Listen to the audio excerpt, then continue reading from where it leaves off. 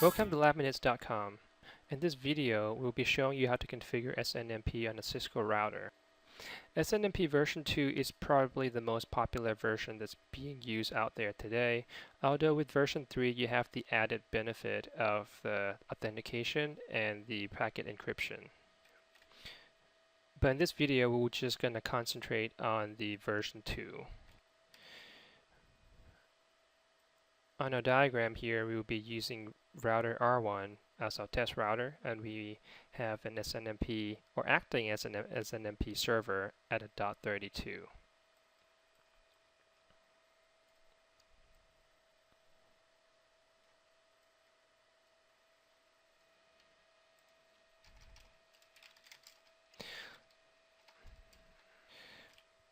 Before we start the actual configuration, let's have our Wireshark set up and ready to capture the packet. We're first going to be looking at the SNMP trap, which is UDP 162. So start, we'll have that running in the background while we configure our SNMP here.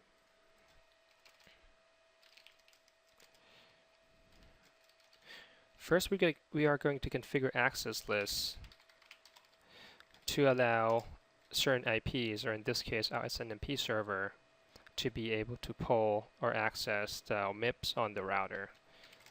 So access list 10 permit host 172.16.4.32. Again, getting used to putting deny as a last statement. So deny any and log. So we'll do SNMP server, setting community string. In this case, we're just going to pick Cisco, and the different options that we can do is you can do IPv6, you can do read only or read write. Usually, if there's no requirement for a read write, you should not configure read write on your router for a security reason, especially without any kind of access list that limits what IP can perform the write through SNMP. So in this case, we would do read only, and we also going to apply our access list 10 that we configured. Next command is SNMP server. IF index persists. So what this command does is it basically makes your IF index, the index for your network interface, static. So for example, if you have like a WIC network interface, a WIC card that can be removed from the router, your IF index may change. So if you have that configured or pulled on your server already, that information might not be accurate. So by doing this command, it makes those index fixed, so the interface will show up the way it's supposed to. Next command is SNMP server location, and we're just gonna code it as location R1. So we can tell them apart.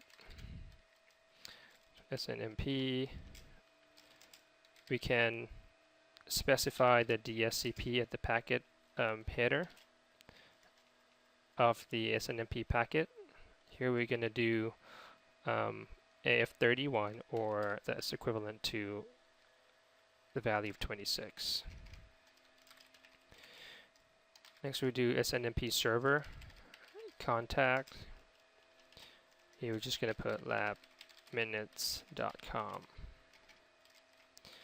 SNMP server chassis ID. Again, it's just a string that you can pretty much code it to anything you want. So here's just going to do chassis R1.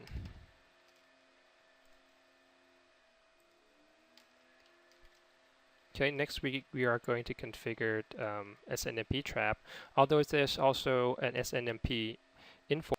And the difference is with SNMP inform, there's a two-way communication being the request being sent from the network device, and once it's received successfully from the server reply with a response.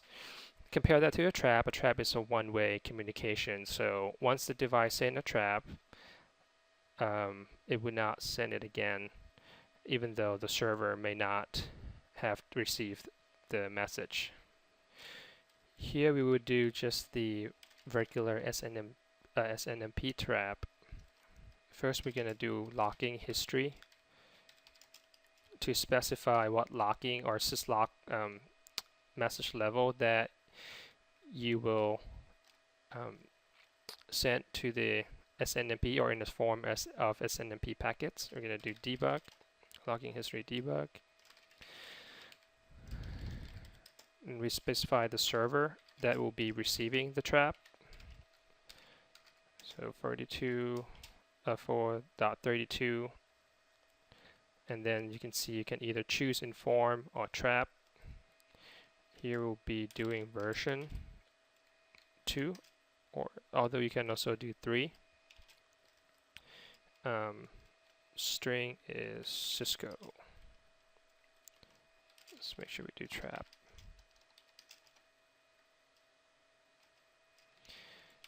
Then we specify what interface you want to source this from.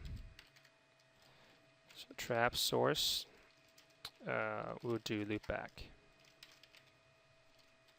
Just to show you, there's also a similar command for source interface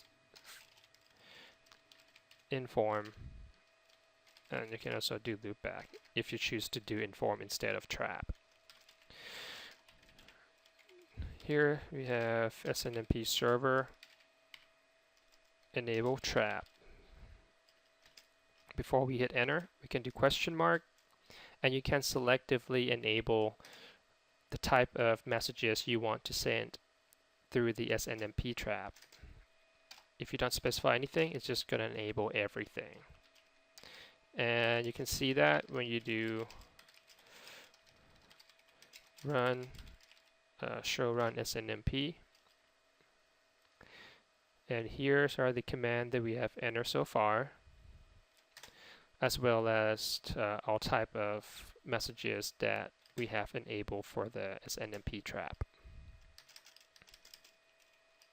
Okay, so let's take a quick look at what's available in the show command. Oh, SNMP. Okay.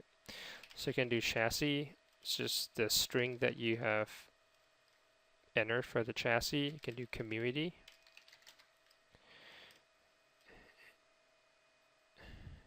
And here we have community name Cisco with an access list 10. And it's a read only. Okay, next you can do host, and this is the host that we've configured for the SNMP trap. You can see it's at UDP 162 type trap version 2 with the community Cisco. Okay, so let's generate some log messages, then take a look what we will be receiving.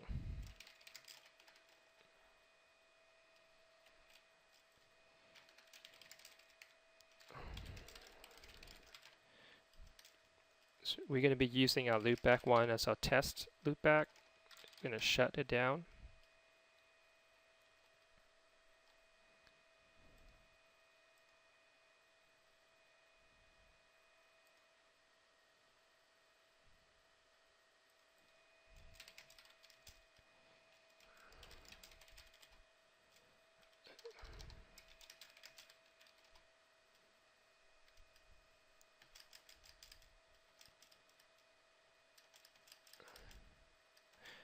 Okay, it just took a while for the trap to come in, I guess, but it did come in, and you can see it's sourced by the loopback as we specified earlier, and the destination obviously being the server itself. If you look at the packet it is specified as version 2, and you can see right here the community of Cisco shows up in clear. So anybody with access to the packet or the packet capture can easily get the community string. So without the configuration of access list, they can easily pull your device just based on what's being seen from the packet capture. So that's not a very secure communication there. Looking through at the individual packet, it might be a little difficult to see what's the actual messages. So what you can do is follow UDP stream, and now you can see the messages that has been received so far by the server. So loopback 1 has been shut down and the state has become down. So okay, so that's basically the SNMP trap. Let's clear our Wireshark here. Now we're gonna test the SNMP polling, which will be using UDP port 161. So we're gonna change that to 161, and now start it. Okay. So the program that we're gonna be using to perform the SNMP get during the polling is called SNMPB. It's a nice little program that you can download for free to basically test SNMP. Right here I already have the R1 configured, but if you look, just name R1, you specify the IP, the port by default is 161, you specify the version, here we'll pick version 2, and read community we specify Cisco. Okay, so what's nice about this program is you don't really have to go and search for the exact MIPS or the OID, which is a long string of numbers like this. For the most commonly used one, you can just basically walk through the trees right here. Like if you do management, MIP2, and system, you can just right click and do an SNMP walk, and it returns with a whole lot of information. You just basically walk through the whole tree, and on Wireshark you can see the SNMP get went out and the response came back with information. Take a quick look back on the router, look at the access list, you see a lot of hits on that access list. So let's look at the result from our SNMP get. You can see there's you can get the software iOS version. You can see the contacts, LabMinutes.com as we configured earlier, the location. So a lot of things. We can also do a quick ones for interfaces. And you can see a list of all interfaces, and if you have description, will show up here somewhere as well. And here is the IF index that we made a persistence earlier. So it's a nice little tool. That's it. Thank you for watching the video on LabMinutes.com, and I'll see you guys in the next